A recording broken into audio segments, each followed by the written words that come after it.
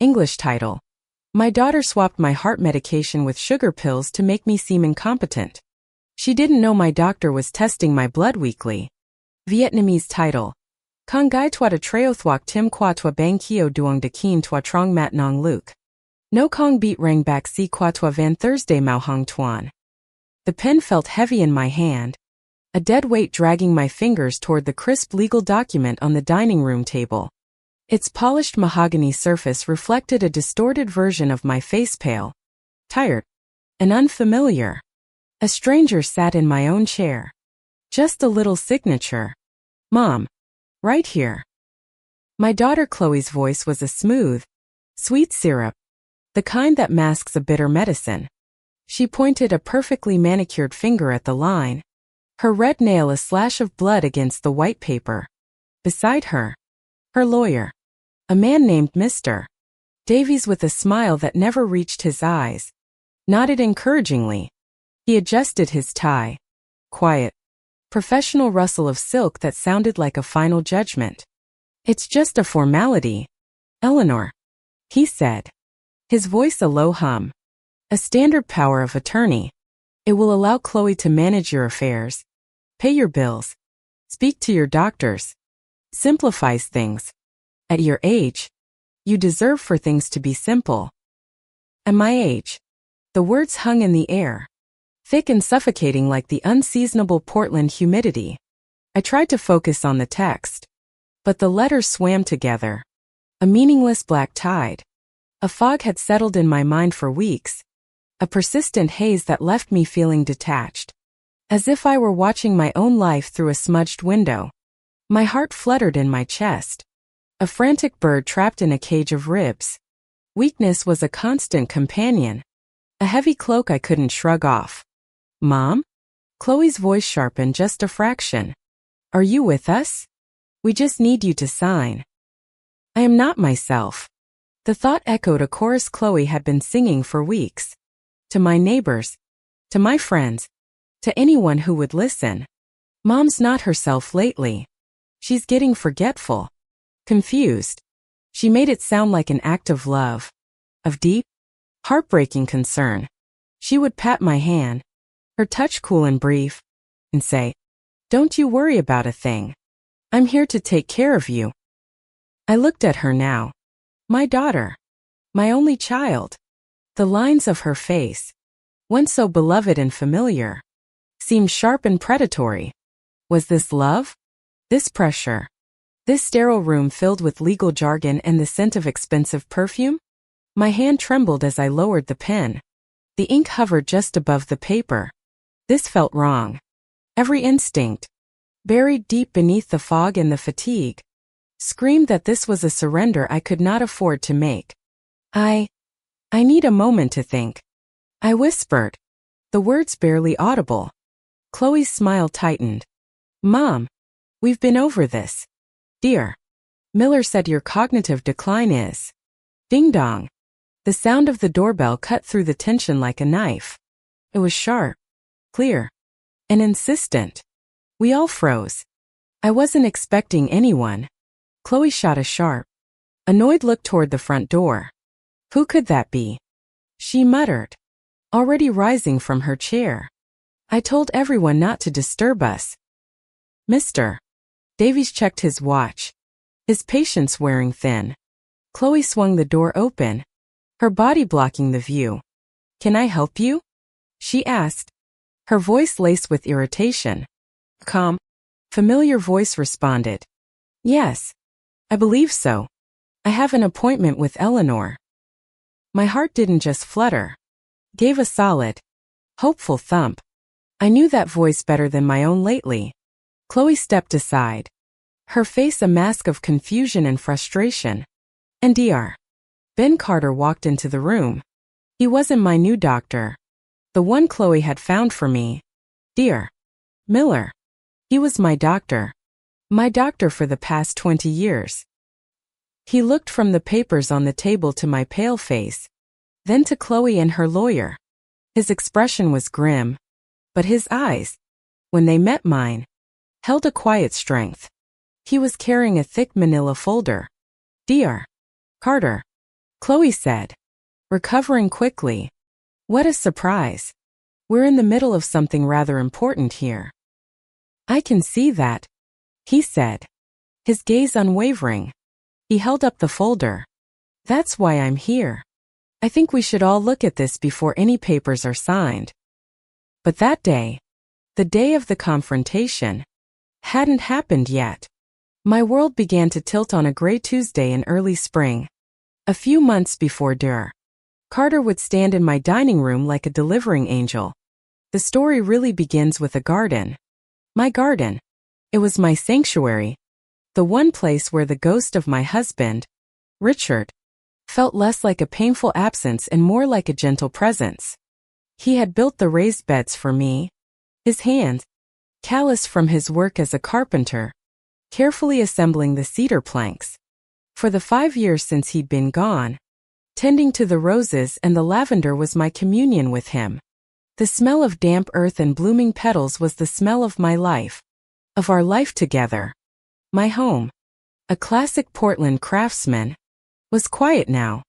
The echoes of a life well lived were in the worn patches of the armchair where Richard always sat and in the faint scratches on the hardwood floors from our old golden retriever, Sunny, who had passed a year after him. It was a house full of love, but the silence had grown louder with each passing year. That's why Chloe's increased presence had, first, felt like a blessing. She started stopping by 3, then 4 times a week.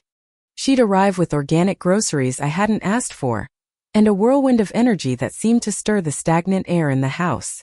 Mom, this place is too much for you to handle alone, she'd say, wiping down a perfectly clean kitchen counter. You need someone looking out for you. Chloe was a successful real estate agent. She was sharp, polished, and always dressed in clothes that cost more than my monthly utility bills. Success radiated from her, but so did a frantic, nervous energy I'd only started to notice recently. She was always on her phone, her voice dropping to a whisper when she walked into another room. I chalked it up to the pressures of her job. I was her mother. My job was to worry, but also to trust. My health was a predictable, manageable thing.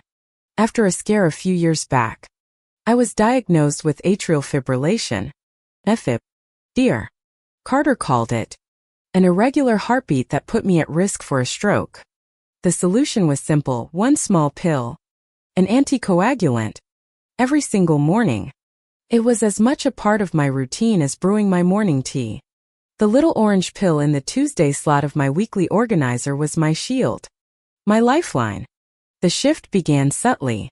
One morning, as I was popping the pill into my mouth, my hand fumbled, and the tiny tablet fell, skittering across the tile floor and disappearing under the stove. Damn it, I muttered, getting on my hands and knees. The search was fruitless. Chloe arrived an hour later and found me still frustrated. Oh, Mom, she said, her voice dripping with concern. You shouldn't be crawling around on the floor. What if you fell? This is what I'm talking about. That afternoon, she came back with a new, larger pill organizer, one with jumbo compartments, and a solemn new ritual. Let me handle this for you, she announced, taking my prescription bottles from the medicine cabinet. I'll fill it up for you every Sunday. That way, you won't have to worry about dropping them or forgetting. It's one less thing on your mind. I resisted at first. Chloe, darling, I'm perfectly capable of managing my own medication. I've been doing it for years. I know you are, she said, her voice softening into that syrupy tone. But let me do this for you. Please. It would make me feel better, knowing you're safe. How could I argue with that? It was an act of love, wasn't it? An act of a daughter's care. So I relented.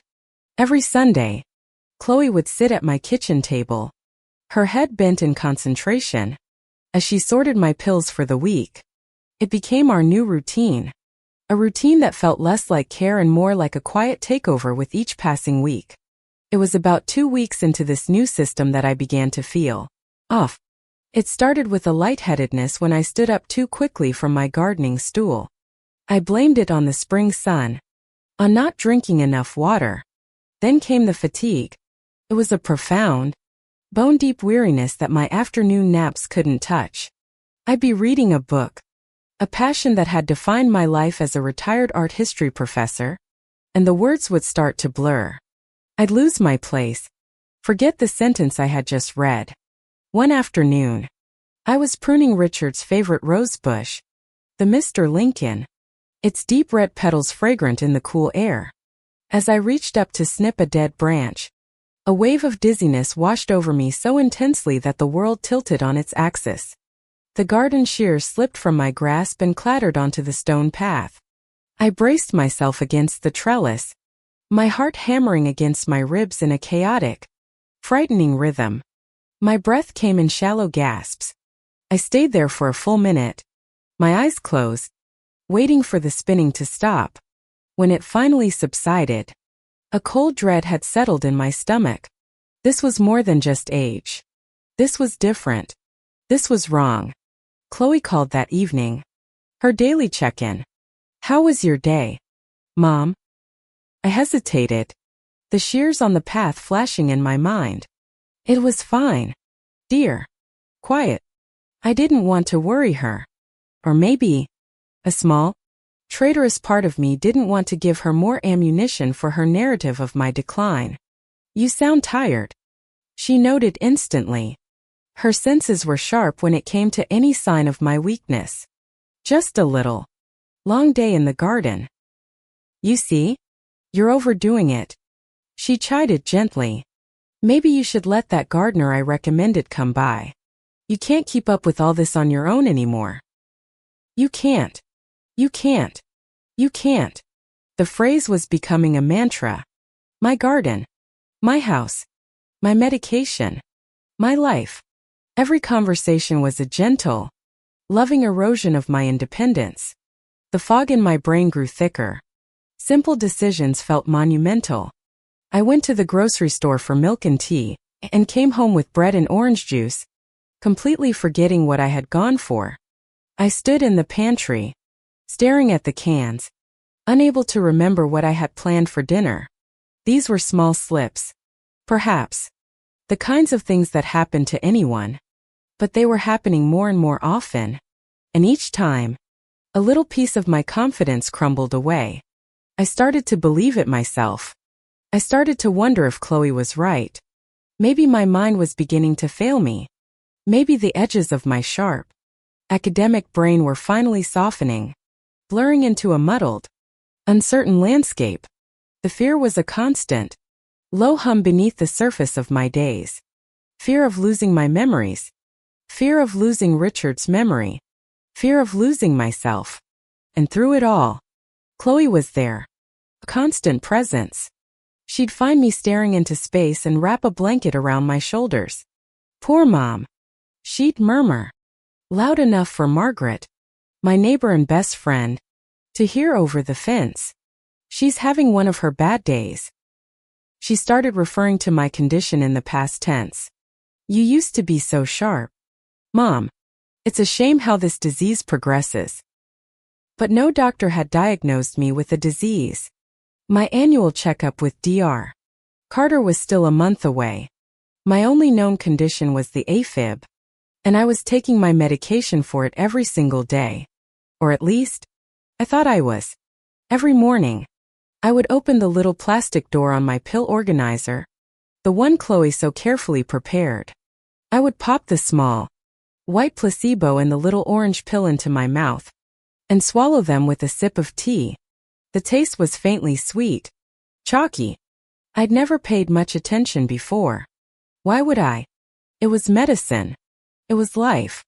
But life was what I felt was draining away from me. Drop by slow, insidious drop. My sanctuary, my home, was beginning to feel like a beautifully decorated prison. And my loving daughter, my only child, was becoming my warden. I'd look at the pillbox on the counter, filled with its neat, colorful rows, and a new, terrifying thought began to take root in the fog of my mind. It wasn't a question of if I was losing my mind. It was a question of why. Margaret was the first person to voice the thought that I was too afraid to form. She came over for our weekly tea, a ritual we'd maintained for over 30 years. She found me in the living room, staring at a photo album but not turning the pages. The teacup sat empty on the coffee table. "Eleanor? Are you all right?" she asked, her sharp eyes missing nothing. Margaret was a retired librarian, a woman whose mind was a steel trap and whose loyalty was absolute. She was built of sterner stuff than I was, less prone to sentimentality and more to blunt observation. I tried to smile, but it felt like a cracked mask. "Just wool gathering, Max." Lost in thought. "You've been doing a lot of that lately," she said, sitting in Richard's armchair opposite me. She leaned forward, her gaze intense. "And Chloe has been doing a lot of talking. I ran into her at the market yesterday. She went on for 10 minutes about how worried she is about you, how you're not tracking conversations anymore." I flinched. "She's just concerned." "Is she?" Margaret's voice was flat. "Or is she planting seeds? Eleanor, I've known you since we were 40. Your mind is a library. You might misplace a book now and then, but you'd never burn the whole building down. This isn't you." Her words were a lifeline in the fog. "I don't feel like myself, Max. I'm so tired and confused. Things just slip away from me." "When did it start?" she asked, her tone shifting into investigative mode. "Think. When did you start feeling like this?" I closed my eyes, tracing the timeline backward. The dizziness, the fatigue, the mental slips. It all pointed back to one specific change in my routine. "About a month or so ago," I said slowly, the pieces clicking into place with a dreadful sound. "Right after Chloe started helping me with my pills." Margaret's lips thinned into a hard, straight line. She didn't say the words. She didn't have to. The accusation hung in the air between us, ugly and unthinkable. My own daughter? The child I had raised, whose tears I had dried, whose triumphs I had celebrated. It was monstrous. It was impossible. "It's just a coincidence," I said, more to convince myself than her. "I'm getting older. These things happen." "Do they?" Margaret stood up and walked to the kitchen. I heard the tap run. She came back with a glass of water and the pill organizer from the counter. She set it on the table in front of me. "Show me tomorrow's pills." I obediently flipped open the lid for Wednesday. Inside sat the familiar 2 tablets, a large white vitamin and the small, crucial orange pill for my heart. "What does your heart medication usually look like?" Margaret asked. "Just like that," I said. "Small. Orange. It's always been that way." She stared at it, her brow furrowed.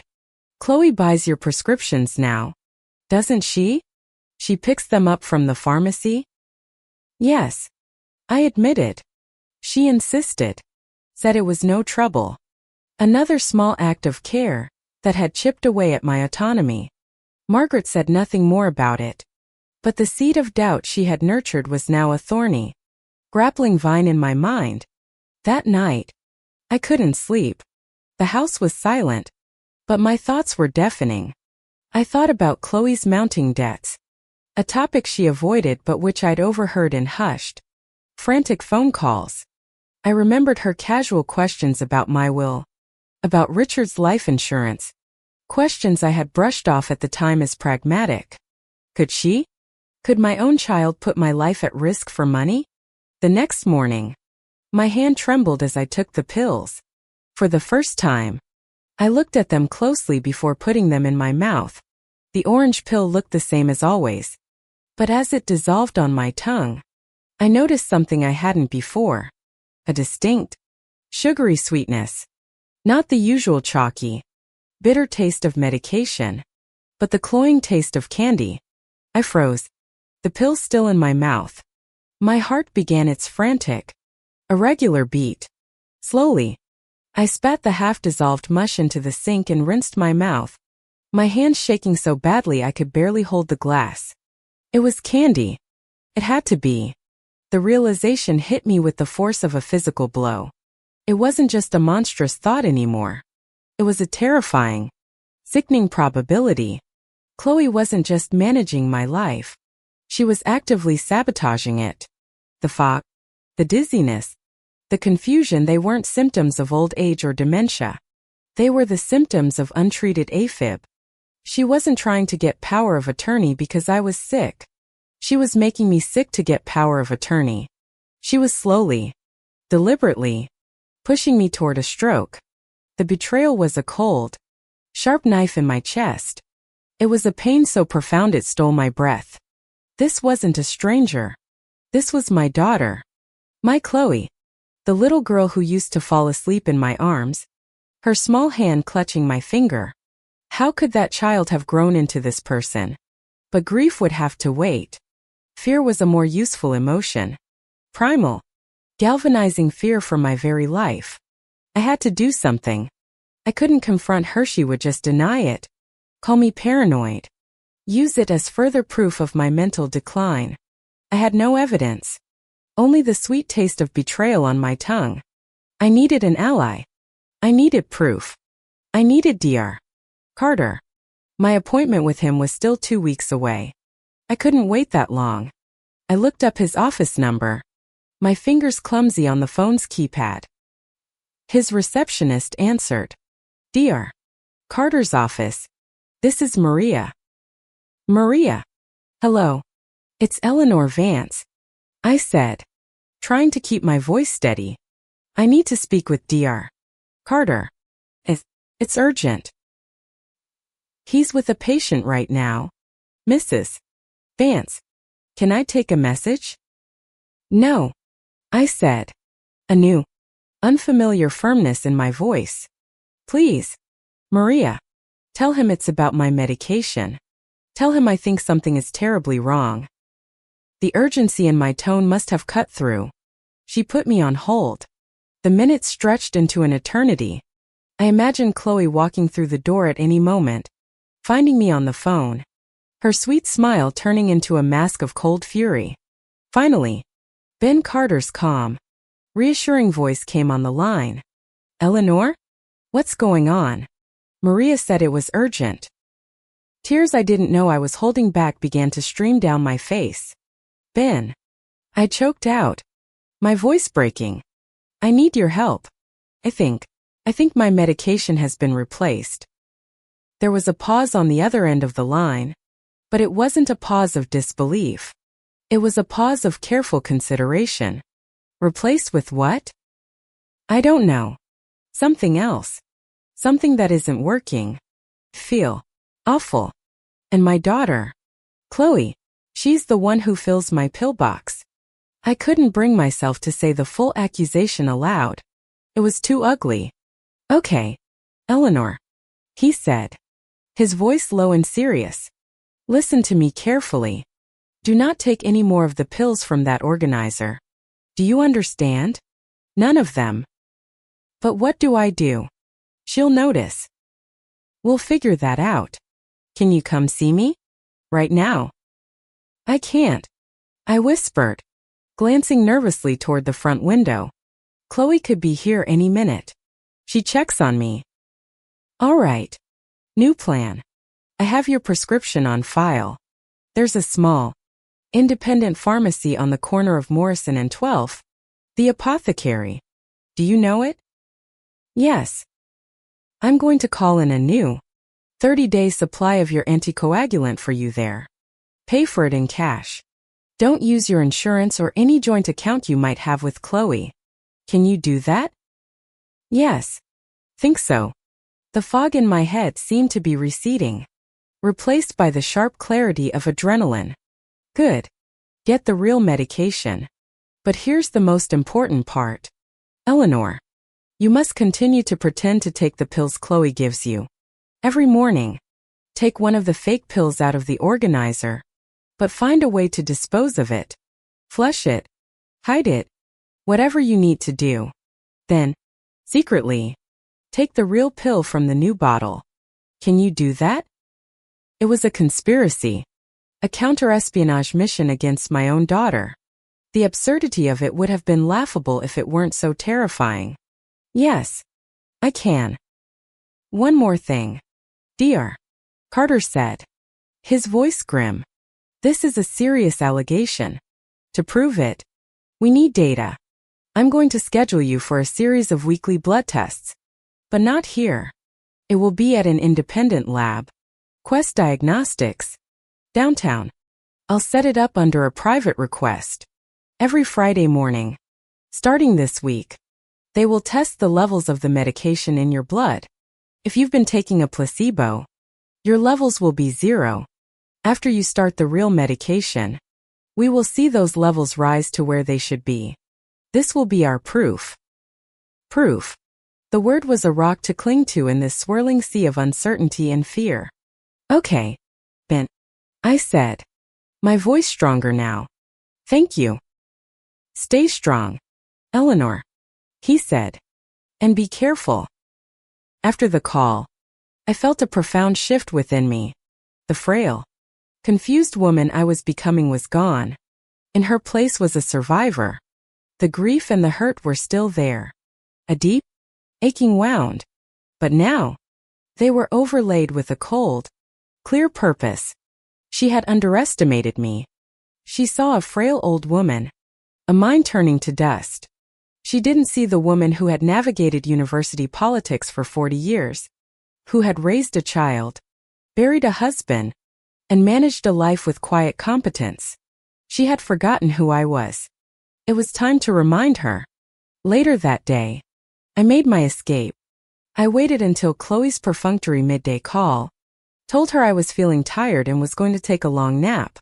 Then I slipped out the back door, got into my old but reliable Subaru, and drove to the pharmacy across town. The crisp paper bag with the plastic prescription bottle inside felt like a secret weapon. Paying in cash, I felt like a spy. Back home, I hid the new bottle deep in my closet, tucked inside one of Richard's old gardening boots. The next morning, the ritual began.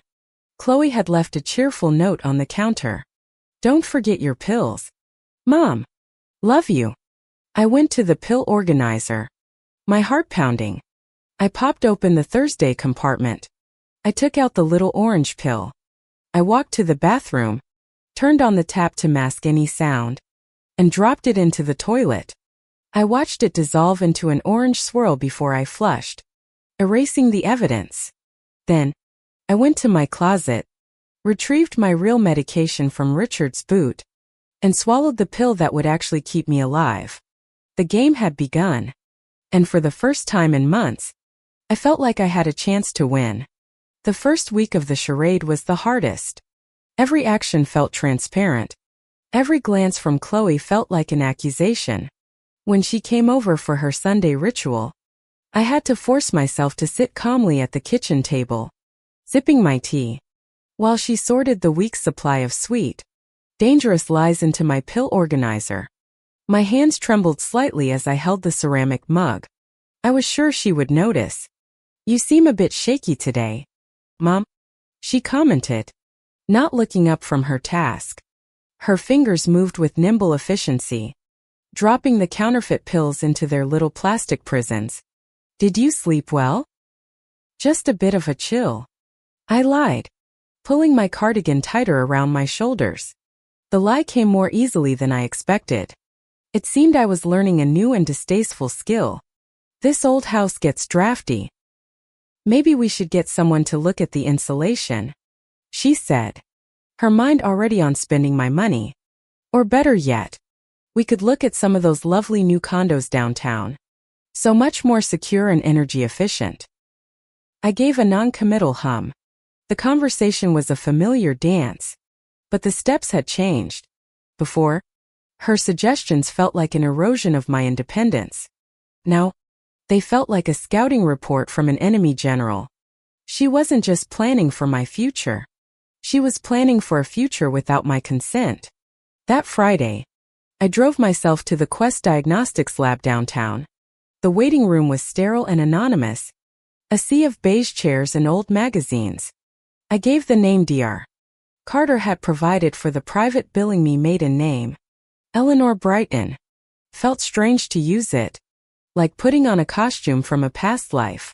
But it was a necessary layer of armor. A young phlebotomist with kind eyes drew my blood. Just a little pinch, she said. I barely felt it. My mind was focused on what this vial of my own blood would reveal. It was my silent testimony. The one witness Chloe couldn't charm or manipulate. It would tell the truth. Within a few days of starting the real medication, I began to feel a change. It wasn't a sudden, miraculous recovery, but a slow, creeping return of myself. The dense fog in my brain started to thin at the edges. I could follow the plot of a novel again. I could walk out to the mailbox without feeling a dizzying head rush. The chaotic fluttering in my chest began to settle into its proper, medicated rhythm. The clearer my head became, the more I noticed Chloe's machinations. Her performance was masterful, in a horrifying way. She would help me in the kitchen and discreetly move the salt shaker to a different shelf. Later, when I couldn't find it, she would sigh with theatrical patience. "Oh, Mom, it's right here. We just talked about this. Don't you remember?" I did remember. I remembered that it had always been on the shelf by the stove, right where I had left it. But I played my part. I feigned confusion. "Oh, dear. My mind is like a sieve these days," I'd say, forcing a weak, apologetic smile. Playing the part of the frail, confused old woman was exhausting. It was a constant performance, requiring a level of mental energy I was only just beginning to get back. Each feigned memory lapse, each moment of deliberate helplessness, felt like a small betrayal of myself. But it was necessary. I had to let her believe her plan was working. I had to lull her into a state of absolute confidence. One afternoon, Margaret stopped by. I let her in on the secret. I had to. I needed an ally on the outside. Someone who could see what was happening without the filter of my performance. We sat in the garden, the safest place to talk, away from the windows of the house. I told her everything: the sugary taste, the call to Dr. Carter, the secret medication, the weekly blood tests. She listened, her face growing grimmer with every word. When I was finished, she reached across the small wrought iron table and squeezed my hand. Her touch was firm and grounding. "That miserable, greedy girl," she said, her voice a low hiss. I knew it. I knew something was rotten. But this, Eleanor, this is attempted murder. Hearing her say the words aloud sent a chill down my spine, even in the warm afternoon sun. Attempted murder. It was such a dramatic, ugly phrase. But was she wrong? Stroke, induced by a lack of medication, could easily be fatal. Or it could leave me incapacitated, unable to speak or care for myself, a living doll for Chloe to manage as she saw fit. "We need to go to the police," Margaret insisted. "Not yet," I said, shaking my head. "Dr. Carter and I had discussed this. It's my word against hers. She'll say I'm a confused old woman making up stories. She's been laying the groundwork for that for months. We need irrefutable proof. That's what the blood tests are for." Dr.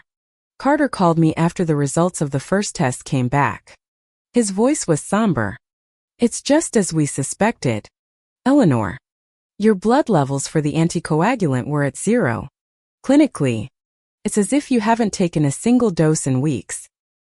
The confirmation was both horrifying and validating. I wasn't crazy. I wasn't imagining it. "And your heart?" I asked. "Your EKG shows you're in a persistent state of AFib.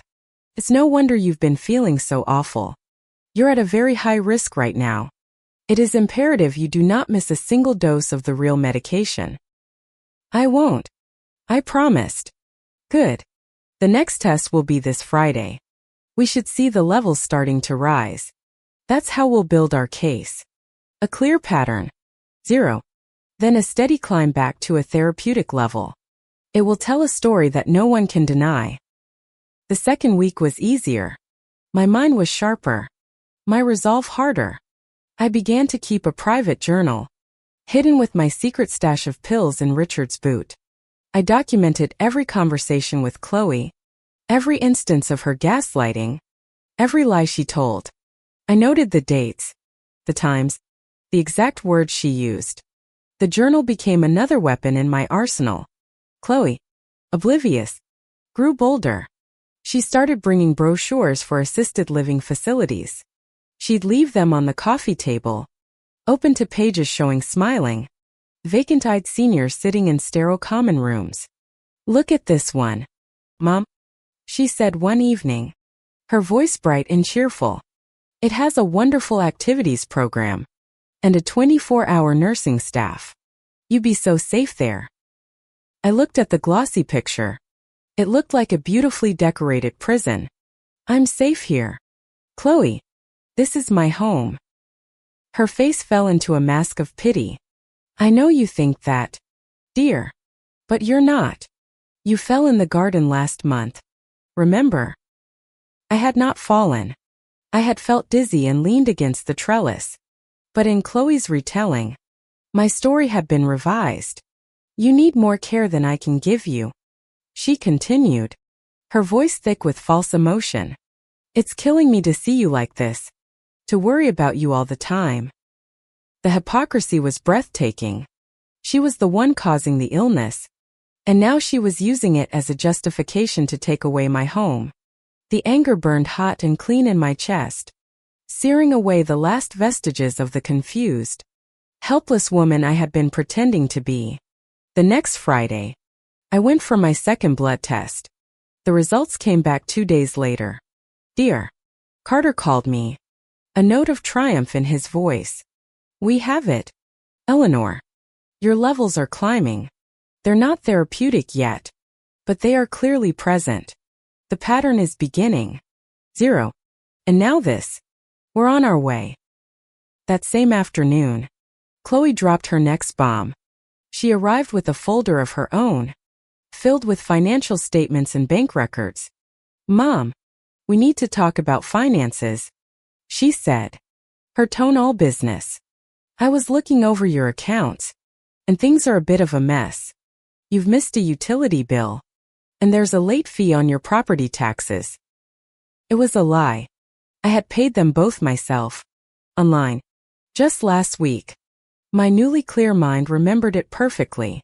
But I played dumb. "Oh, dear. Did I? I can't seem to keep track of anything." "Exactly," she said, pouncing on the admission. "That's why I've taken the liberty of speaking with my lawyer, Mr. Davies. He's drawn up the power of attorney documents we talked about. It would allow me to handle all of this for you. Consolidate your accounts. Make sure everything is paid on time. It would be so much simpler." So, this was the next step in her campaign. Manufacturing financial incompetence to match the medical incompetence she had already engineered. "A lawyer?" I asked, feigning anxiety. "That sounds so serious." "It's just a precaution," she said smoothly. "A way for me to protect you. To protect Dad's legacy. He wouldn't want to see everything he worked for fall into disarray because because you're not able to manage it anymore." Using Richard against me. That was a new low. Even for her. The rage I felt was so potent. So pure. I was afraid it would show on my face. I had to look away, focusing on a framed photo of Richard and me on the mantelpiece, taken on our 30th anniversary. His smile was so warm, so genuine. What would he think if he could see this? "Mr. Davies would like to come by with the papers next week," Chloe continued, pressing her advantage. "Just for a quick, simple signing. Would Saturday be good for you?" This was it. The end game. She was making her move. I suppose so," I stammered, playing my part to the very end. "If you think it's for the best." "I know it is," she said, patting my hand. Her touch felt like ice. You'll see. This will be a huge relief for both of us. After she left, I immediately called Dr. Carter. She's bringing the lawyer. Next Saturday. Okay, he said, his voice calm and steady. Then that's our deadline. You'll have had 2 more blood tests by then. The pattern will be undeniable. We will have 4 weeks of data: 0, low, medium, and then, by next week, fully therapeutic. It's the perfect narrative. He paused. Eleanor, are you ready for this? It's going to be a confrontation. I looked around my quiet house. I looked at the garden, where Richard's roses were in full, glorious bloom. I thought of the life we had built here, the life Chloe was trying to steal. The fear was gone, replaced by a resolute, hardened certainty. I'm ready, I said. Let's set the stage. The week leading up to the Saturday showdown was a masterclass in psychological warfare. Chloe was a constant, hovering presence. Her concern now amplified to a smothering, suffocating degree. She treated me like a piece of fragile china, liable to shatter at the slightest touch. She would take my arm to guide me from one room to another, even though my balance was now perfectly steady. She'd cut my food for me at dinner, claiming my hands were too shaky. I allowed it all, silent, seething puppet in her twisted play. My mind, however, was sharper than it had been in years. The real medication was working its magic, not just on my heart, but on my entire being. The world had come back into focus. Colors were brighter. Sounds were clearer. My thoughts were my own again. The contrast between my internal reality and the role I was playing was stark and deeply unsettling. To the world Chloe was building around me, I was fading away. In reality, I was coming back to life with a vengeance. I continued my secret rituals. The flush of the toilet in the morning. A small, satisfying sound of defiance. The walk to my closet to retrieve the real pill from Richard's boot. A communion with my late husband's memory and strength. The daily entries in my hidden journal. A meticulous record of my daughter's crimes. My 3rd blood test that Friday confirmed what I already felt. Dr. Carter's call was brief and encouraging. Your levels are almost in the therapeutic range. Eleanor, the chart looks perfect. 1 more test next week and the picture will be complete and damning. How are you holding up? I feel like an actress in a very grim play, I confessed. Well, the final act is about to begin, he said. Just hold on a little longer. I've already cleared my schedule for next Saturday afternoon. Just tell me the time. Chloe, radiating a triumphant confidence, informed me that Mr. Davies would be arriving at 2 o'clock. We'll just get the paperwork signed, and then I'll take you out for a nice dinner to celebrate, she said, as if we were celebrating my birthday and not the legal stripping of my autonomy. That sounds lovely, dear, I murmured, looking appropriately docile. The day before the meeting, Margaret came over under the guise of returning a book. We spoke in hushed tones in the garden, the safest place. Her presence was a balm to my frayed nerves. Are you sure you don't want me here tomorrow? She asked, her brow furrowed with worry. I can sit in the kitchen, just in case. No, I said, resolute. This is something I have to face myself. With Dr. Carter. Having you here would make Chloe suspicious. I need her to walk into that room utterly convinced she has already won. Margaret looked at me, a new respect in her eyes. You've changed, Eleanor. The last few weeks, you're stronger. I didn't have a choice, I replied, looking at the Mr. Lincoln rose bush. When someone tries to extinguish your light, you either let them, or you learn to burn brighter. On Saturday morning, I woke with a strange sense of calm. The fear and anxiety had been burned away, leaving behind a cold, hard resolve. I performed my morning ritual one last time. I disposed of the fake pill, took the real one, and wrote a final entry in my journal, detailing my expectations for the day. Chloe arrived at 1 o'clock, an hour early, to help me get ready. She fussed over my clothes, selecting a beige cardigan she said made me look restful. She brushed my hair, her strokes a little too firm, a little too proprietary. It was all I could do not to flinch away from her touch. "There," she said, stepping back to admire her work. "You look perfect. Presentable." As if I were a piece of property she was preparing for appraisal. At precisely 2 o'clock, the doorbell rang. Chloe smoothed her dress and went to answer it, a welcoming smile plastered on her face. Mr. Davies entered, carrying a handsome leather briefcase. He greeted me with that same empty, professional smile. "Eleanor, pleasure to see you again. Are you feeling ready to simplify your life?" "As I'll ever be," I said, my voice deliberately frail. The three of us sat at the polished mahogany dining table. The stage was set. Mr. Davies clicked his briefcase open and produced a thick sheaf of papers, fanning them out like a winning hand of cards. "Now, this is the durable power of attorney for financial matters," he began, tapping the first document. "It grants Chloe the authority to manage your bank accounts, your investments, your property." He droned on, his voice a monotonous litany of all the rights I was about to sign away.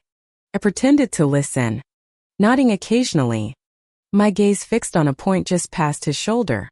My heart was beating a steady, strong rhythm. I was no longer the frantic bird in the cage. I was the calm before the storm. Chloe watched me like a hawk, her eyes searching for any sign of hesitation or lucidity. I gave her none. I looked tired. I looked confused. I looked, to her, like a woman who was already gone. And this second document is the power of attorney for healthcare. Mr. Davies was saying, "This is equally important. It allows Chloe to make all medical decisions on your behalf, should you become unable to make them for yourself. It gives her the authority to speak with your doctors, to access your medical records, to decide on treatment plans." He pushed the document towards me, next to a sleek, expensive-looking fountain pen. "If you'll just sign on the indicated lines, we'll be all set." This was the moment, the culmination of months of deception.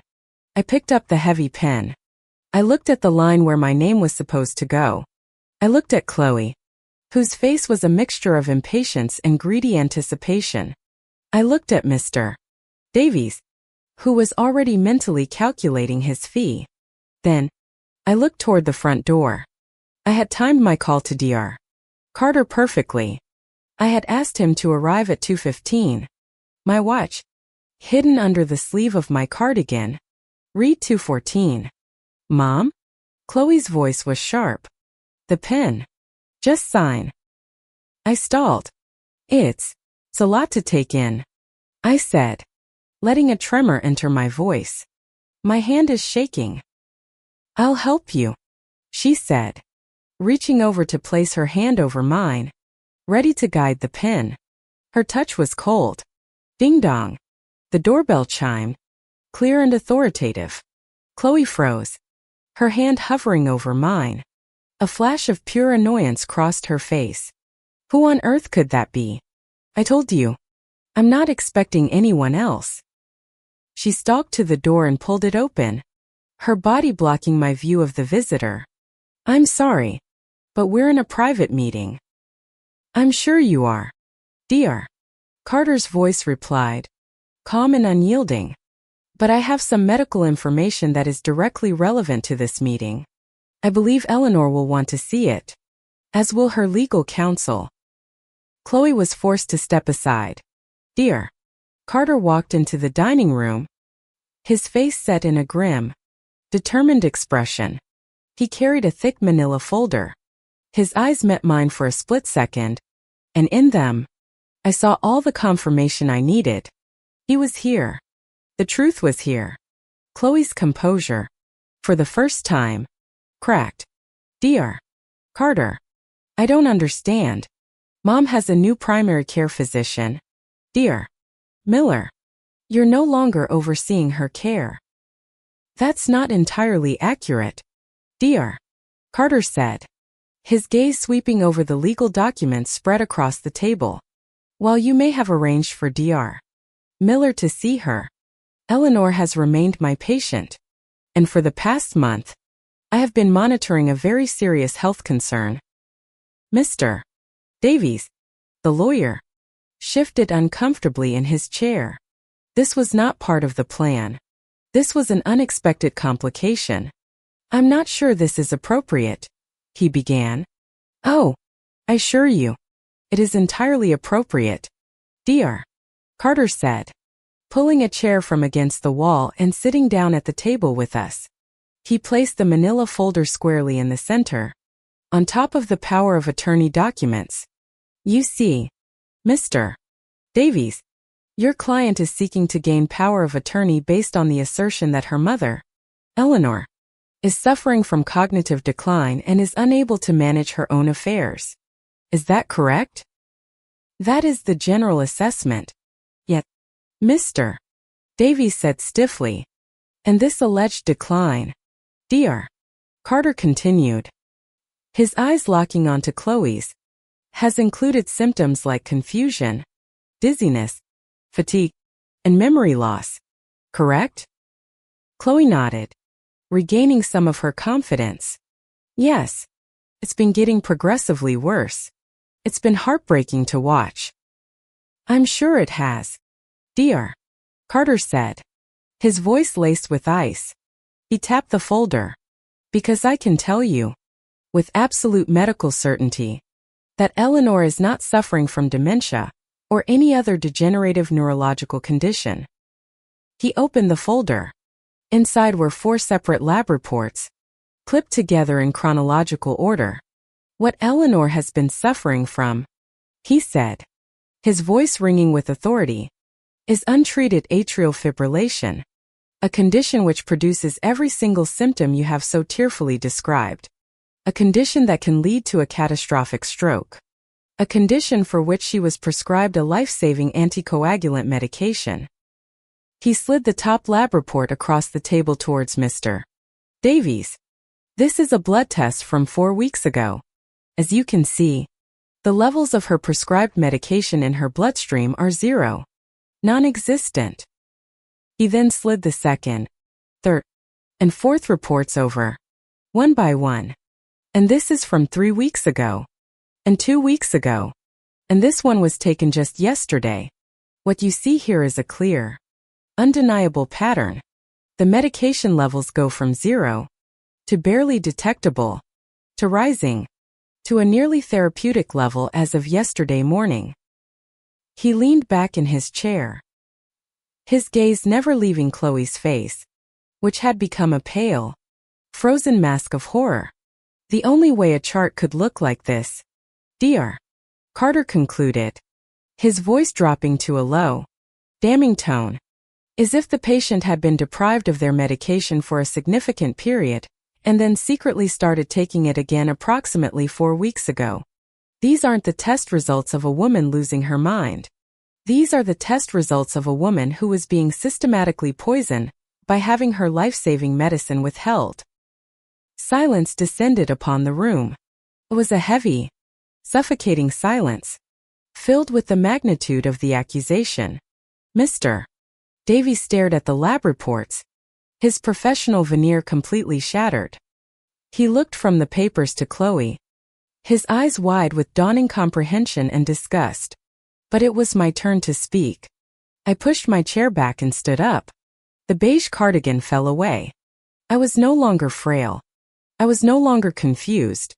My voice, when I spoke, was not the weak whisper of the past few months. It was clear, steady, and filled with the cold fury that had been fueling me for weeks. The only thing that has been foggy is the lie you have been telling. Chloe, I said, looking directly at my daughter.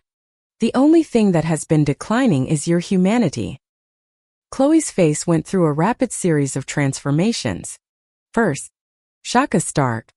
Slack-jawed disbelief that her carefully constructed world was crumbling around her. Then, flash of fear. Raw and animalistic, as the reality of her exposure set in.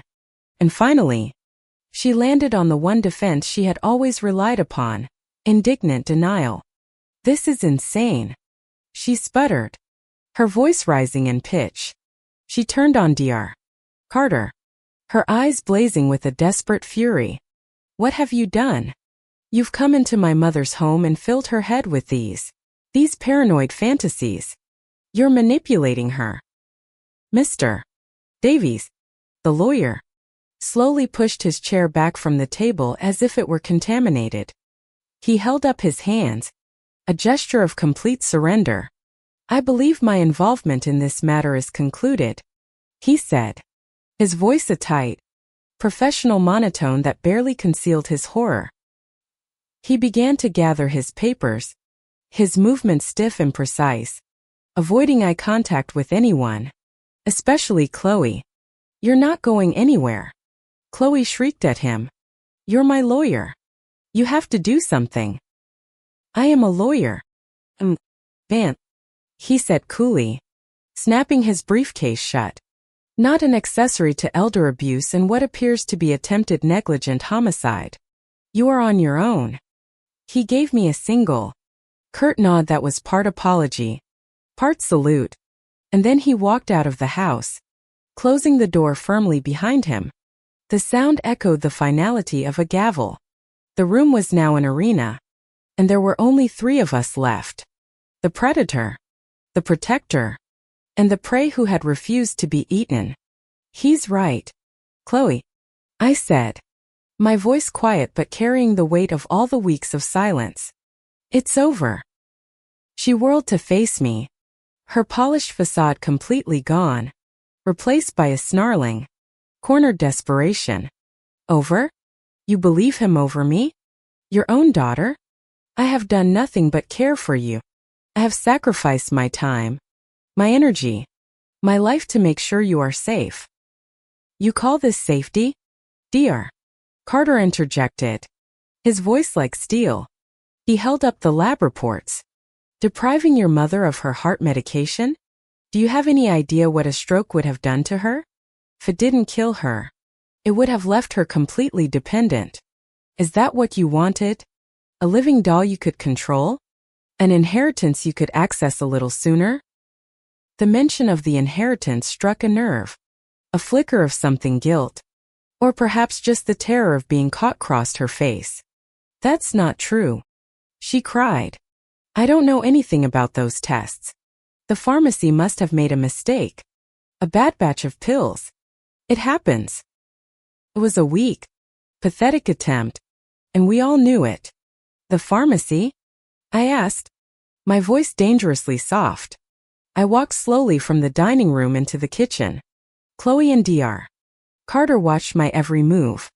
I opened the drawer next to the sink, the one she never used.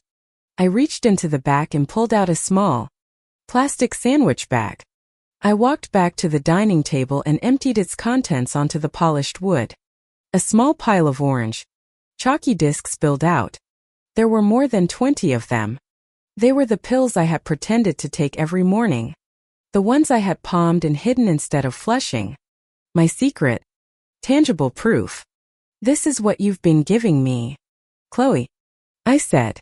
"These are from the pill organizer you so carefully fill for me every Sunday. I saved one every day." I pushed one of the small discs toward Dr. Carter. "What do you suppose these are, Ben?" He picked one up, rolling it between his thumb and forefinger. He didn't need to taste it. He broke it in half. It snapped with a sugary crack, not the dense crumble of a pharmaceutical tablet. "I'd say it's a simple sugar candy," he said, his eyes cold as he looked at Chloe. "The kind you can buy in bulk online for cake decorating, coated with an orange food dye. Worthless, except as a tool to kill someone." Chloe stared at the pile of orange candies on the table. The evidence of her betrayal. So small, so colorful, so damning. The last of the fight seemed to drain out of her, replaced by a hollow, gaping void. She sank into her chair, her body slumping in on itself. The sharp, successful real estate agent was gone. In her place was a petulant, defeated child. "I didn't want to kill you," she whispered, her voice barely audible. The words were directed at the table, not at me. I needed things to be easier. I needed control. Control? I asked, the word tasting like ash in my mouth. Control over my money. You mean? She finally looked up at me, and for the first time, I saw not a monster, but a deeply broken and pathetic person. Her eyes were filled with tears, but they weren't tears of remorse. They were tears of self-pity. "I'm in so much trouble, Mom," she whimpered. "The market turned. I have debts, so many debts. I took out a second mortgage on my condo. I thought if I could just manage your portfolio, I could fix everything. I was going to pay it all back. You would never have even known." The confession was so much more mundane and sordid than I could have imagined. It wasn't some grand, gothic plot. It was just about money. She was willing to risk my life, to destroy my mind, to pay for her expensive condo and her designer clothes. The sheer, naked greed of it was more shocking than any complex motive. "So you decided to make me seem incompetent," I said, laying out the ugly truth piece by piece. "You played on my love, my trust. You used my own health against me. You made me doubt my own mind. You gaslit me, Chloe, day after day. You made me feel like I was disappearing." I was no longer angry. The rage had burned out, leaving behind a vast, desolate landscape of sorrow. This was my child, the person I had created, the life I had nurtured, and this is what she had become. "I love you, Mom," she sobbed, the words sounding hollow and rehearsed. "I always have." "No," I said, the single word cutting through her performance. "No, you don't. I don't know what you feel, but it isn't love. Love doesn't do this. Love doesn't try to erase a person. Love protects. It doesn't poison." I looked at Dr. Carter. He was watching me, his expression a mixture of profound sadness for my situation and pride in my strength. He had given me the weapons, but this was my battle to finish. "What happens now, Eleanor?" he asked gently. The question hung in the air. What did happen now? The police? A trial? The public destruction of my own daughter? I looked at Chloe, weeping into her hands, a pathetic figure awash in the consequences of her own cruelty. I felt a surge of, not pity, but exhaustion. The thought of courtrooms and headlines and the complete, final annihilation of our family was draining. But what was the alternative? To let her get away with it? To let this monstrous act be swept under the rug? No. There had to be consequences. But perhaps the consequences didn't need to be a jail cell. Perhaps there was a punishment that was, in its own way, more fitting. I took a deep breath. "Get up, Chloe," I said. She looked at me, her face blotchy and tear-streaked. "What?" "Get up. Go to my room. Pack a bag. Take whatever you have in this house. And get out." Her eyes widened. "Get out? Mom? No. Please. Where will I go? What will I do?" "I'm sure you'll figure it out," I said, my voice devoid of all emotion. "You're a successful real estate agent. Remember, you are resourceful. But you will not do it with my money. You will not do it from my house. As of this moment, you are no longer welcome here. You are no longer a part of my life." It was the hardest sentence I had ever uttered. It was a surgical amputation of a part of my own heart. But the limb was gangrenous, poisoning the rest of me. It had to be done. "You can't do this," she wailed, reverting to the tantrum of a spoiled child. "This is my home, too. You're my mother. A mother you were willing to sacrifice for a better credit score. I said coldly. This is my home. The one Richard and I built. The one you tried to take from me. You have forfeited any claim you had to it. And to me. Now, get out. She stared at me, searching my face for any sign of weakness, any flicker of the accommodating, loving mother she had known and exploited her whole life. She found none. The woman standing before her was a stranger, a survivor she had unwittingly created. With a final, desperate sob, she pushed herself up from the chair and stumbled out of the dining room, heading upstairs. A few moments later, we could hear the sounds of drawers being opened and slammed shut, the sounds of a life being hastily and angrily dismantled. I stood there, listening, feeling nothing but a vast, hollow emptiness. Dear. Carter came to my side, placing a gentle hand on my arm. Are you sure? Eleanor? He asked. The law is on your side.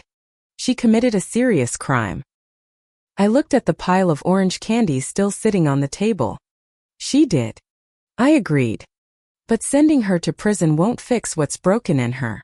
And it won't heal what she's broken in me. The only thing I can do now is save myself.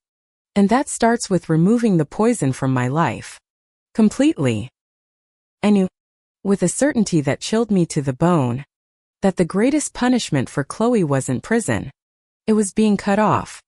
Cut off from the money, the safety net, the unconditional love she had taken for granted and so viciously abused. She would be forced to face the world. And herself. Alone. And that was a sentence far more terrifying to her than any judge could impose. The sounds from upstairs were a frantic symphony of destruction. Hangers scraping violently along a closet rod. The thud of shoes being thrown into a suitcase.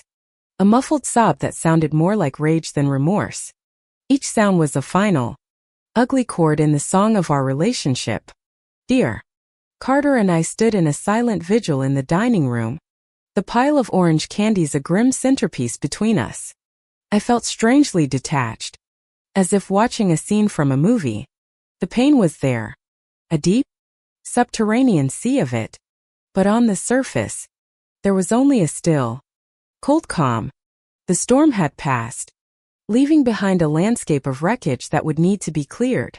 After what felt like an eternity, Chloe came down the stairs, dragging a large, expensive-looking suitcase behind her. Her face was a ruin. Her makeup was smeared.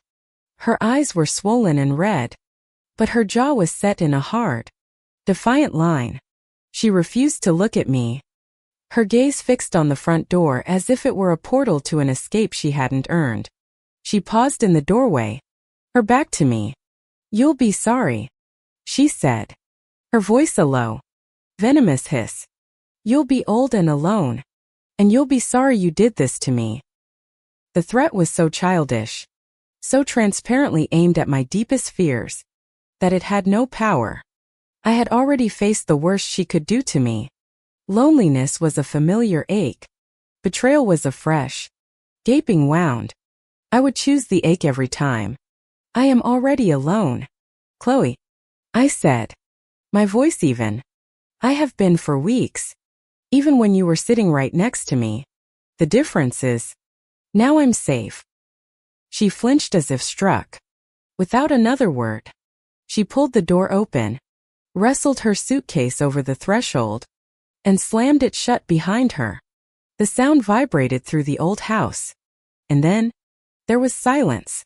Profound, unnerving, an utterly complete silence. I let out a breath I didn't realize I had been holding for a month. My knees suddenly felt weak, and I gripped the back of a dining chair for support. The adrenaline that had sustained me for weeks vanished, and in its place, a tidal wave of exhaustion and grief washed over me. Dear. Carter was by my side in an instant, his hand on my elbow, guiding me to a chair. Sit down. Eleanor. It's over. Is it? I murmured, sinking into the seat. I stared at the closed front door. It felt like a wall had been erected, a permanent barrier. The finality of it was suffocating. How does a mother just stop loving her child? I don't think you stopped loving her, he said gently, his voice full of a doctor's compassion. You just loved yourself and your life enough to survive her. What she did, it wasn't a simple mistake. It was a profound violation. You did what you had to do to protect yourself. He began gathering the lab reports and the pathetic pile of orange candies from the table, sealing them back into the manila folder as if closing a case file. What will you do now? I don't know, I said honestly. The future, which had been so terrifyingly mapped out by Chloe, was now a complete blank. It was both liberating and frightening. First, I think I need to make some tea. The simple, domestic act felt grounding. As I went through the familiar motions in the kitchen, filling the kettle, spooning loose-leaf tea into the potty, could feel the house settling around me. It was no longer a stage for a grim performance. It was just my house again. My quiet, me, safe house. Dear Carter stayed for another hour, sipping tea with me at the kitchen table. We didn't talk about Chloe. We talked about his children, about a new book on Roman history he had been reading, about the best way to stake tomato plants. We talked about normal things, and the quiet conversation was a healing balm, slowly stitching the edges of my frayed reality back together. When he finally left, he paused at the door. Eleanor, you are one of the strongest people I have ever met. But you don't have to be strong all the time. If you need anything, and I mean anything at all, you call me, day or night. Thank you, Ben, I said, and the gratitude was immense. For believing me. For everything. After he was gone, I was truly alone for the first time. The silence was absolute.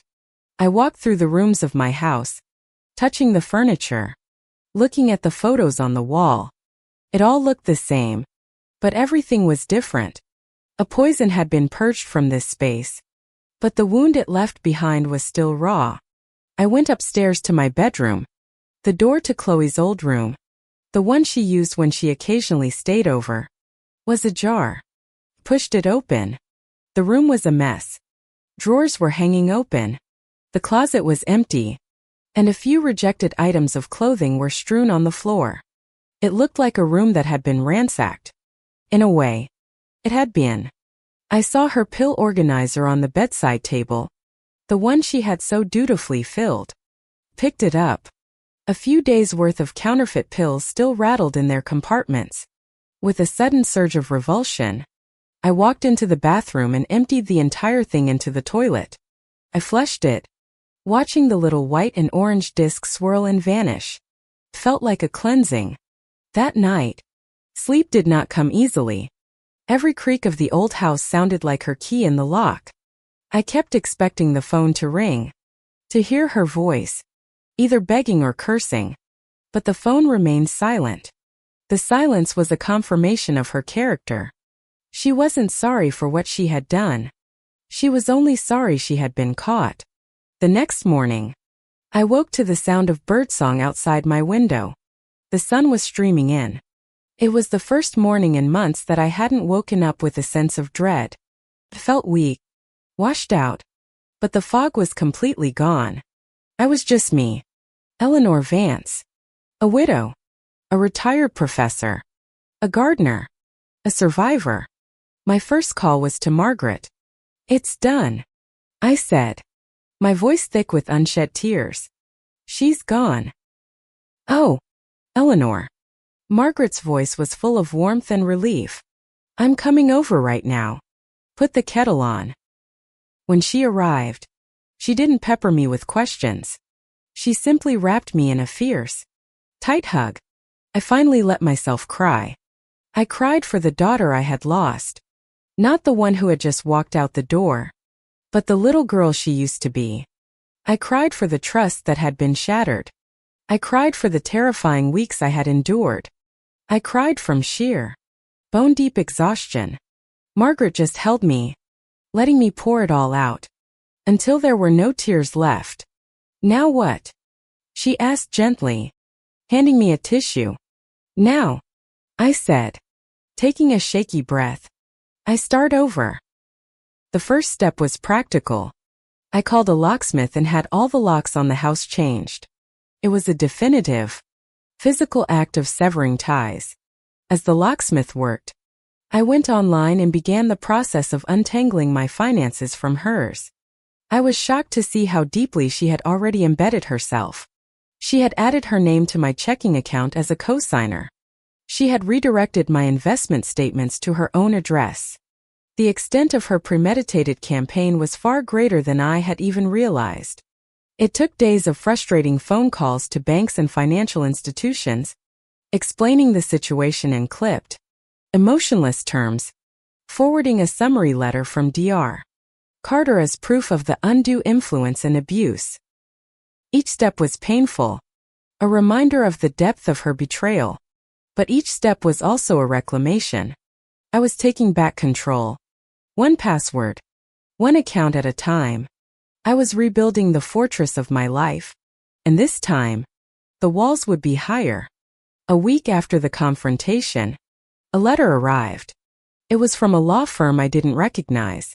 My hands trembled as I opened it. It was from Chloe. It wasn't a letter of apology. It was a formal, legal demand. She was threatening to sue me for her rightful inheritance, claiming I was mentally unstable and had been manipulated by Dr. Carter into disowning her. I stared at the letter, dumbfounded. The audacity, the sheer nerve of it, was almost comical. She had been caught red-handed in a criminal act, yet she was trying to paint herself as the victim. I almost laughed. The pathetic, desperate attempt to intimidate me was proof that I had done the right thing. She wasn't just broken. She was fundamentally shameless. I picked up the phone and called Dr. Carter. Ben, I said, my voice calm. I think we might need those lab reports after all. And the little orange candies. My daughter has decided to declare war. He sighed, a sound of weary resignation. I was afraid of this. Don't you worry, Eleanor. We have the truth on our side. And the truth is a stubborn thing. The battle wasn't over. It had just moved to a new, more public arena. But I wasn't afraid. The confused, frightened woman Chloe had tried to create was gone for good. I knew who I was. And I was ready to fight for my life all over again. The lawyer's letter was not a prelude to a storm.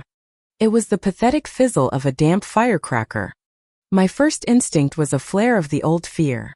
The dread of a prolonged, ugly legal battle that would drag my family's private agony into the public eye. But then, a new feeling took its place. A profound, weary contempt. Chloe wasn't a master strategist. She was a gambler making a desperate, foolish bet with an empty hand. I did not hire a lawyer myself. Instead, I took a simpler, more direct route. Dr. Carter's suggestion. I scheduled a meeting with an elder care advocate from the county's Adult Protective Services Division, a woman named Ms. Alvarez. I also contacted a quiet, respected estate lawyer Margaret knew, not to fight Chloe, but to methodically secure my own assets. The meeting with Ms. Alvarez took place in my sunlit living room. I told her the entire story, from the first feelings of dizziness to the confrontation at my dining room table. Dr. Carter joined us via a speakerphone call, corroborating the medical details and confirming he had the evidence, the lab reports, and the bag of candy pills safely stored. I showed her my journal, with its meticulous, dated entries. Alvarez, a woman with kind eyes and a no-nonsense demeanor, listened without interruption. She read through my journal, her expression growing more and more grim. When I finished, she was quiet for a long moment. Mrs. Van, she said finally, her voice full of a quiet empathy that was forged from seeing too many similar stories. What your daughter did is not a family squabble. It is a textbook case of elder abuse, financial exploitation, and endangerment. Her legal threats against you are baseless and frankly, Delusional. They are an intimidation tactic. She then laid out my options with clear, calm precision. We could file a police report, which would likely lead to criminal charges against Chloe. Or we could respond to her lawyer with a letter of our own, detailing the evidence we possessed and making it clear that if she pursued her lawsuit, we would not only countersue but also forward our entire file to the district attorney's office. In my experience, Ms. Alvarez said, bullies like this, when faced with real, hard consequences, tend to retreat very quickly. Her entire case is built on the idea that you are incompetent. We have a mountain of evidence to the contrary. I chose the second option. The thought of a public trial, of seeing my daughter in a courtroom, was still more than I could bear. I didn't want revenge. I wanted peace. I wanted it to be over. My new lawyer, silver-haired man named Mr. Peterson, drafted a letter that was a masterpiece of legal threat cloaked in professional courtesy. It methodically listed the evidence we had, the dated lab report showing the absence and then return of my medication, Dr. Carter's expert testimony, the physical evidence of the counterfeit pills, my own detailed journal, and the corroborating testimony of Mr. Davies, Chloe's own former lawyer, who had already provided us with a statement of his own volition, eager to distance himself from her toxicity. The letter concluded by stating that any legal action on Chloe's part would be met with a vigorous and comprehensive response, including the immediate pursuit of all available criminal and civil remedies. We sent the letter, and then we waited. The days that followed were a strange mixture of anxiety and liberation. I continued the slow, painstaking work of reclaiming my life. I had my will and all estate documents redrawn by Mr. Peterson. The new documents were ironclad. My entire estate would now be left to two places that had meant the world to Richard and me: the city's public library system, in honor of Margaret, and the local art museum where I had volunteered for years. Chloe's name was not mentioned at all. I found a new rhythm to my days. I woke early, took my real medication, and spent long hours in the garden. The physical work was healing. Tugging weeds from the earth felt like pulling the last of Chloe's poison from my own system. I planted new flowers, brightly colored zinnias and cheerful cosmos in the empty spaces. My garden, which had been a place of near disaster, was becoming a symbol of my recovery. It was my sanctuary once more. Margaret was a constant, steady presence. She didn't hover. She just showed up with groceries, or a new book she thought I'd like, or simply to sit with me on the porch and watch the world go by. Her quiet companionship was a lifeline. We talked about everything except Chloe. It was as if we had both tacitly agreed that my daughter no longer deserved to occupy the air in my home. One afternoon, about a week after we sent the lawyer's letter, I was pruning the roses when a car pulled up to the curb. It was a dented, 10-year-old sedan, a far cry from the luxury SUV Chloe used to drive. My heart seized for a moment, but it wasn't Chloe who got out. It was a man I vaguely recognized from family gatherings years ago, Chloe's ex-husband, Mark. He approached my garden gate hesitantly. He looked tired, older than I remembered. "Eleanor?" he said, his voice soft. "I hope this is okay. I heard things weren't good." I was wary, but I nodded for him to come in. We sat on the porch swing, the chains creaking rhythmically. "I got a call from a mutual friend," he said, not meeting my eye. "They told me Chloe had lost her condo, that she was selling her car, her furniture, that she was in a bad way." I said nothing, waiting. And then he continued, finally looking at me, his eyes full of a sad resignation. "She called me last night, drunk, ranting. She told me this crazy story about how you and some doctor conspired against her to steal her inheritance." He gave a short, bitter laugh. "It was the same old Chloe. Nothing is ever her fault. The world is always against her. When we were married, it was her boss, her clients, me. It was never her own choices, her spending, her lies. He reached into his jacket pocket and pulled out a check. It was a cashier's check, made out to me. The amount was for $5,000. This is the last of the money she borrowed from me a few months ago, he said, placing it on the small table between us. She told me it was for a can't-miss real estate investment. I found out later she used it to pay off her credit cards. I don't want it back from you, but I felt you should have it. It's your money, really, stolen from you, one way or another. I stared at the check. It felt like a small piece of justice in a world that had been turned upside down. Why are you telling me this, Mark? I asked quietly. Because I'm sorry, he said, his voice cracking slightly. I saw this side of her for years. This bottomless need. This carelessness with other people's feelings and money. And I divorced her. And I walked away. And I never looked back. I thought I was just saving myself. But I should have warned you. I never dreamed she would be capable of what she did to you. But I should have known. The signs were all there. I'm so sorry I didn't see them clearly enough to protect you. His apology, so genuine and heartfelt, was something I never expected. It was a balm on a wound I didn't even know was still open. It wasn't your responsibility to protect me, Mark, I said, my voice thick. It was hers. He nodded, stood up to leave, and then paused. For what it's worth, the lawyer's letter you sent? It worked. She called me right after she got it. She was terrified. She's dropped the lawsuit. She knows she's cornered. She's out of moves. After he left, I sat on the porch for a long time, holding the check. The war was over. She had retreated. I had won.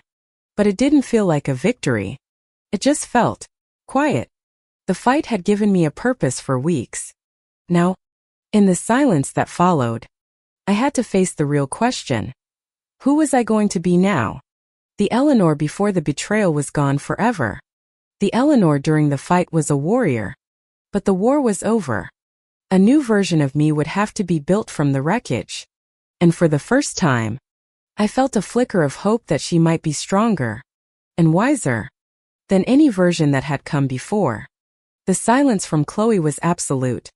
There were no more letters, no angry phone calls, no desperate appeals through mutual acquaintances. It was as if she had fallen off the face of the earth, a ghost who had finally accepted her own exorcism. The quiet was what I had craved, but in the first few weeks of it, I felt adrift. My life had been defined first by her care, then by her betrayal, and finally by the fight against her. With all of that stripped away, I was left with just myself, and I had to get to know the woman who remained. My recovery was not a straight line. There were days when a wave of profound sadness would wash over me, triggered by something as simple as seeing a mother and daughter laughing together at the grocery store. The ghost of the daughter I thought I had, the one I had loved and trusted, was a more painful presence than the real woman had ever been. There were nights I lay awake, replaying scenes in my mind, the sweet taste of the candy pills a phantom on my tongue. The violation had left deep grooves in my psyche, and I knew they might never fully disappear. But there were more good days than bad. The garden became my therapy. I learned the names of every bird that visited my feeder. I took long walks through my Portland neighborhood, breathing in the scent of rain on pavement and damp earth. I reconnected with old friends from my university days, people I had drifted from during my years as Richard's caregiver, and then during the fog of Chloe's influence. Found, to my surprise, that my world had not shrunk. In fact, by removing the one toxic element, I had made space for so much more life to rush in. One crisp autumn afternoon, Margaret and I were sitting on my porch, wrapped in blankets and sipping hot cider. The leaves on the maple tree in my front yard were a brilliant blaze of red and gold. "I got a call today," I said, breaking a comfortable silence. Margaret raised an eyebrow. Not from? No. Never again. Think. I said. It was from the art museum. They received the first check from the new trust one set up with Mr. Peterson. I had decided not to wait until my death to begin my philanthropy. There was no joy in that.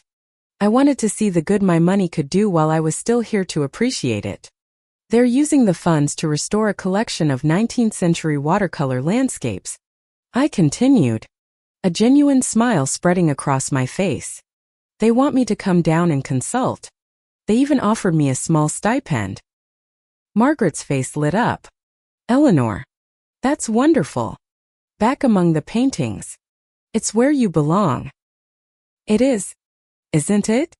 I felt a spark of my old self, the passionate art history professor, flicker back to life. It was a purpose, freely chosen, not a fight for survival, but a contribution to something beautiful and lasting. A few weeks later, I was in the cool, quiet archives of the museum, a magnifying glass in hand, examining the delicate brushstrokes on a painting of Mount Hood. The smell of old paper and linseed oil was intoxicating. I was so engrossed, I didn't hear him approach until he was standing beside me. Eleanor Vance? I looked up. It was Ben Carter. He was out of his doctor's coat, dressed in a simple sweater and jeans. Ben, I said, surprised and pleased. What are you doing here? My son has a drawing class here on Saturdays, he said, smiling. I saw your name on the new restoration project plaque by the entrance. I had to come and say hello. It suits you. You look happy. I am, I said, and the word felt true and solid on my tongue. I feel like I'm breathing my own air again. We stood in comfortable silence for a moment, looking at the painting. Have you heard anything? He asked gently, his voice full of a careful tact. I knew who he meant. Only whispers, I said, my gaze still on the art. Mark, her ex-husband, sends me a polite email once every few months. He hears things through the grapevine. She's moved to another city, somewhere in the Midwest, working a string of low-level office jobs. From what I can gather, she's alive, and she's finally living within her means, because she has no other choice. There was no triumph in my voice, only a quiet finality. Her new life was a consequence of her own making, and it was so far removed from my own that it felt like a story about a stranger. Do you ever think you'll see her again? Ben asked. I considered the question, not with pain, but with the dispassionate clarity I had fought so hard to win back. I thought of the little girl with scraped knees, the teenager rolling her eyes, the successful woman who exuded a brittle confidence. And I thought of the cold-eyed stranger who had stood in my dining room, willing to risk my life for financial convenience. No, I said, and I knew it was the truth. That person, my daughter, she doesn't really exist anymore. Maybe she never did. And the woman who took her place, I have no desire to ever meet again. My life is here now. I gestured around the quiet room, at the paintings, at the history, at the light streaming through the high-arched windows. This was my world, a world of beauty, of history, of quiet purpose, a world I had almost lost, and had fought to reclaim. Ben nodded, understanding completely. Well, he said, his smile warm and genuine. If you ever want to get coffee and talk about something other than medical charts or legal battles, I'd like that very much. I'd like that too, Ben, I said, my own smile meeting his. After he left, I turned back to the painting. It depicted the mountain at dawn, the sky a soft wash of pink and gold, the peak shrouded in a light morning mist. It was a picture of the world waking up, of the fog lifting to reveal the unshakable strength beneath. I picked up my magnifying glass and went back to work, my heart full. The betrayal had left a scar, a permanent mark on my history, but it was not the whole story. It was just one dark chapter in a book I was still writing. And for the first time in a very long time, I was excited to see what the next page would hold. My house was quiet. My garden was thriving. And my life, which had been so close to being stolen, was finally, completely, my own.